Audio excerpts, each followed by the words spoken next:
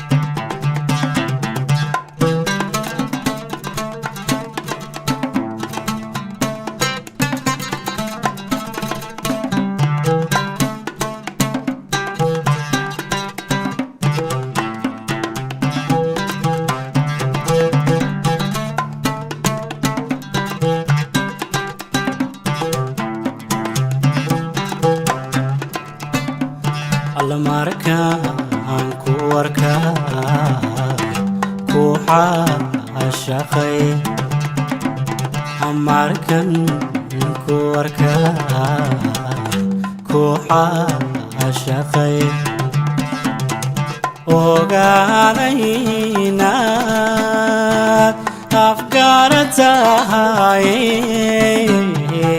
ogaaday inaad afgaratahay ogaaday inaad afgaratahay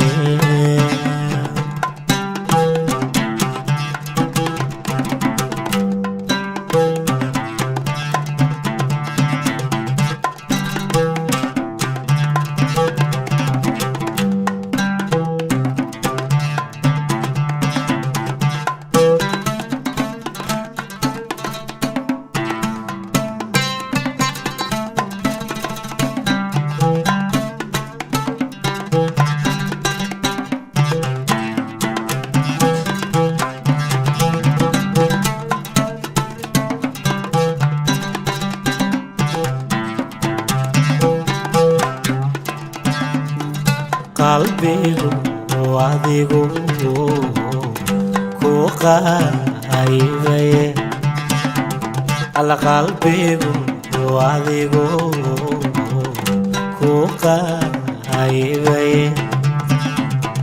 haddii qof labaad ma qaabiline haddii qof labaad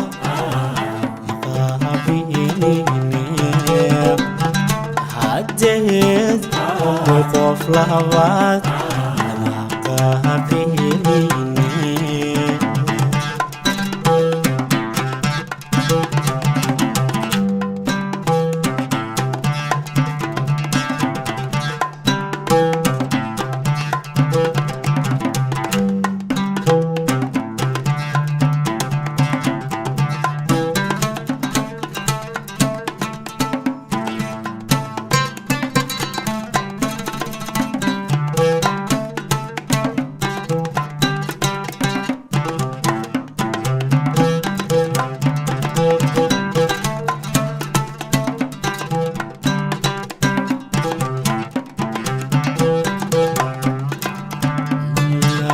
naftayda barbaa kumoodaye alla naftayda barbaa kumoodaye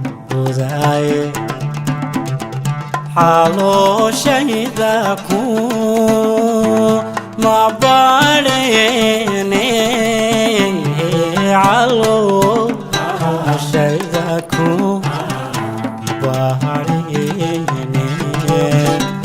وعلو شيدكو baharine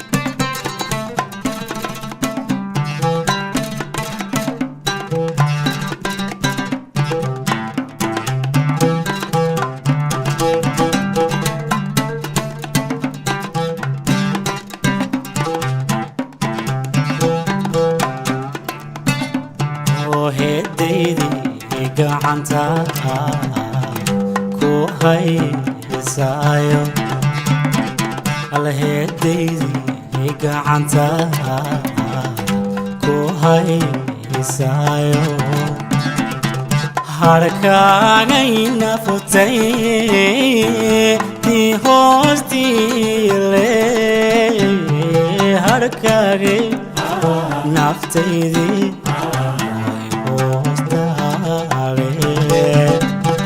harkaagay naftaydii hoostaale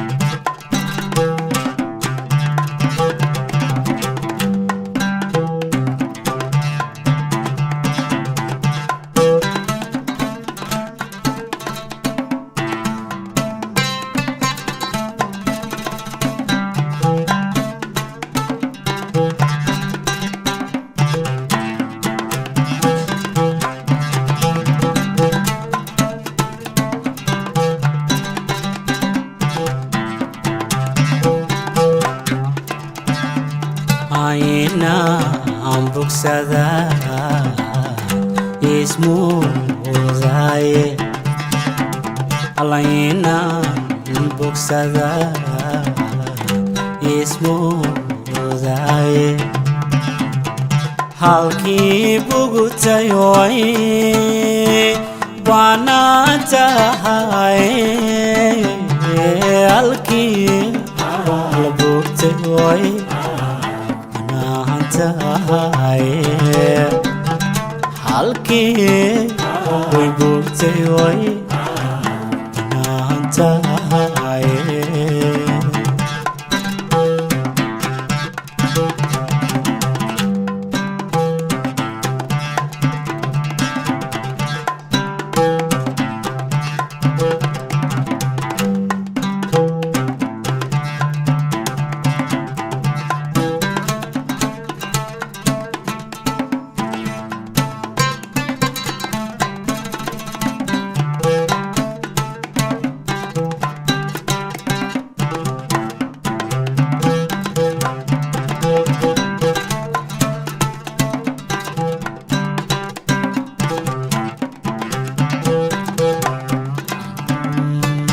haddii itulayaay halay isku tago alla haddii itulayaay halay isku tago yartii tagatay taar haloo diro yartii tagtay taar yartii tagtay taar haloo diro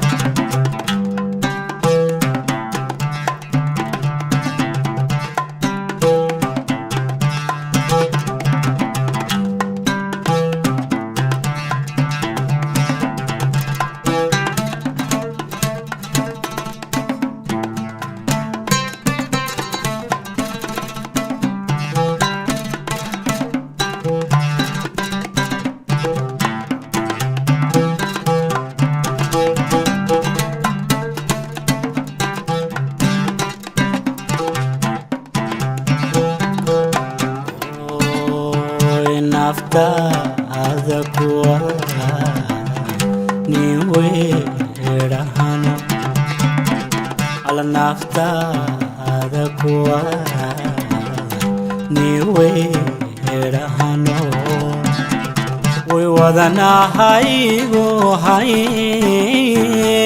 wanaag badani wadnaha alaygu hay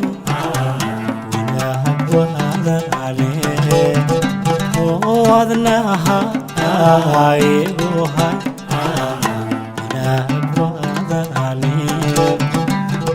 wadnaha